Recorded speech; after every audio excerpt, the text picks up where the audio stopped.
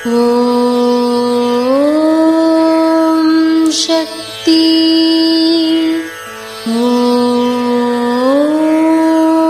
சக்தி. ஓம் சக்தி.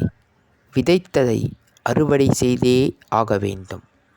என் ஆலயத்திற்கு வந்துவிட்டாலும் வினை விதைத்தவன் வினையை அறுத்துதான் ஆக வேண்டும். திருந்தி வாழ முற்படாமல் ஆலயத்திற்கு வந்து போனால் மட்டும் போதாது. இது அன்னையின் அருள்வாக்கு. குருவடி சரணம், திருவடி சரணம். ஓம் சக்தி.